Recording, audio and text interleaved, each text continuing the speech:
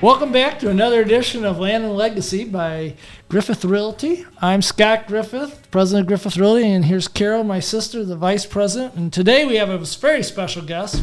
We have Mark Robson, executive director of the Livingston County Catholic Charities. This organization is probably one of the largest safety net organizations in the county, and we're really pleased to have him here, especially given that Mark is celebrating a very special event in his life. He's soon to retire. So thanks for being here, Mark. We really appreciate it. Scott and Carol, thank you both for inviting me. I appreciate it. It's good to have you here. And so for people who may not know what all you do, why don't we talk a little bit about the whole Catholic Charities program? So here in Livingston County, Catholic Charities provides outpatient counseling, both on the mental health and the addiction side. We provide a fairly wide array of senior services. We have the only adult day program in the county, and we provide some targeted services for homebound and low-income seniors in the county. And we just recently added a home chore and home injury control program for seniors that need support in those areas. That's wonderful. We're the fiduciary for the substance abuse prevention services in the county, and we have a foster care and adoption program. It's a very large safety net, I think we should probably at the outset point out that the name Livingston County Catholic Charities, it's because the Catholics have supported building this structure. It's not just for service for people who are Catholics, it's for anybody in the county, and that's a crucial item, I believe. It is. A few years ago, we adopted the tagline, "Driven by faith, here for all." That's wonderful. So, and actually, the majority of our coworkers are not Catholic. Sure. Those of us who are probably only about 25% of our employees. And in a typical year, only about 30% of the people we serve identify as Catholic. Oh, that's interesting. Yeah, I mean, I just, because it's part of your name, I just think it's important everybody understands you're doing a safety net for anybody in the county. It's not just for some segment. So, right. Absolutely. Well, that's great. And so how many people do you think you serve a year? Because that's a lot of different things that you're doing there. Pre-COVID, we were up around 3,600 a year. Wow. The last couple of years, it's been closer to about 3,100, 3,200. I think we're going to see a gradual rebound back to those previous numbers. But and that's been pretty consistent for the last 8 or 10 years, over 3,000. Wow, that's impressive. I know I can't help but to be impressed by the adult daycare concept. I mean, so many people are dealing with aging parents and people aging in their family, and to be able to have a place where people can go and socialize and still live at home is a wonderful, wonderful idea. It is, and we're still the only adult day program in the county. Wow. So we're fairly unique in that regards. We have some people who come 4 or 5 days a week. They generally are living with adult children who have full-time jobs, and we have others who only come once or twice a week. They typically are living with spouses who just need a break. Nice. 1 or 2 days a week. And one of the unique things is that we are able, as a nonprofit, to blend government funding, donations, and the people we serve do pay a fee, but it's based on their income. Mm-hmm. And so we're able to tap into various revenue streams, you could say, to help support the program. Oh, that's great. That's really great. You have a portion, I know, that's funded through, like you say, I think you said Washtenaw County's drug addiction program. Yes. And then I know that you get some monies from United Ways and some monies. I mean, you have a lot of different locations you get money from. Why don't you just talk about how that works? We do. So about 60% of our budget is a variety of different government contracts. Okay. Most of those are serving seniors, the foster care, adoption, and the substance abuse services we provide. And then about 20% of our budget is fees that people pay when they come. We do believe if you're able that you should contribute. Sure. And then about 20% comes either from fundraising or the United Way, and we do receive support from the Catholic Church Oh, I'm sure, yeah. So pretty diverse. I look at it this way: the community owns us, and you're part of the community as a taxpayer, Yeah. or you're part of the community as a supporter of the United Way, or you're part of the community because you happen to belong to the Catholic Church that contributes to us. But through those various sources, we belong to the community. No, that's a great perspective, and we're blessed in this community to have a service like this here. I mean, if we didn't have this, Livingston County is not a huge county. Everybody'd have to be going outside for these services, or they wouldn't be available. It's to your credit that it's been able to be constructed and delivered in such a high quality fashion. So, well, and we have grown a lot during my years at the agency, but we've only grown in response to community need. So when we started the Adult Day program, as an example, 17 years ago, there wasn't one in the county. A couple other entities had tried and not been able to be successful. And we were able to pull it off. The county commissioners decided to support us. We had some government money through the Area Agency on Aging, and the United Way pledged to support us at that time.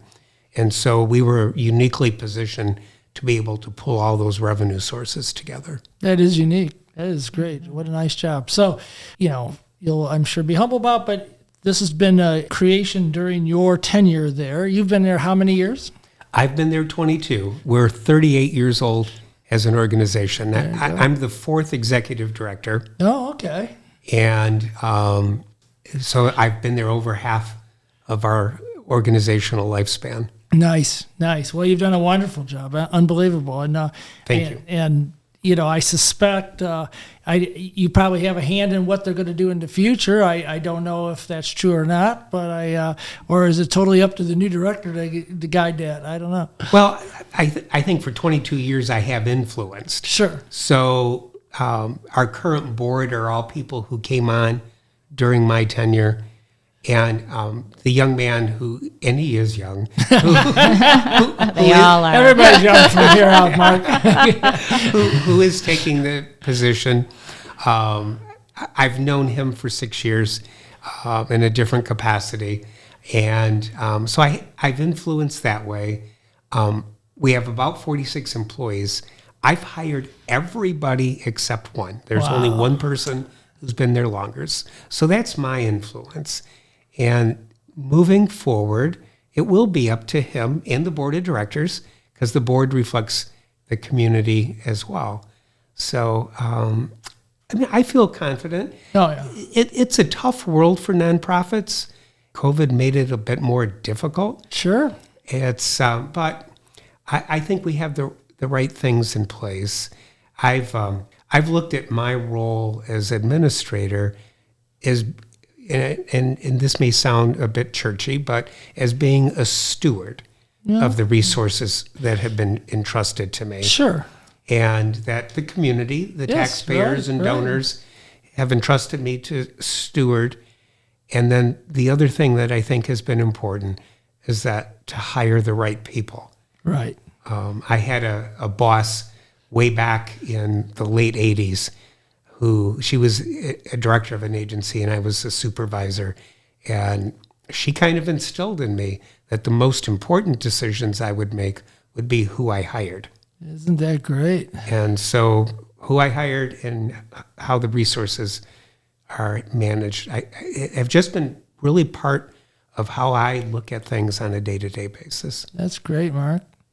Any particular story of anybody you've touched that stands out that you remember over the years that just sort of makes you just go, well, this is why we were doing it? So as I cleaning out some desk drawers, and I still have a lot to do in just the next few weeks. Yeah. I came across a card that was given to me. It was at a time that I was doing a little bit of counseling at the agency. We were short-staffed, and so I decided to do a little bit of therapy, generate a little bit of revenue.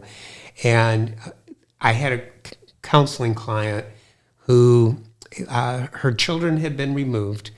There was a custody battle and accusations of abuse between her and her soon-to-be ex-husband. Sure. And I felt that she had not abused her children, but I at least listened. I worked with her. I gave her the benefit of the doubt, and the judge did eventually return her children to her. And she sent me a card telling me that at that point in her life, she felt like I was the only person who believed in her. Isn't that? And I have saved it through these years.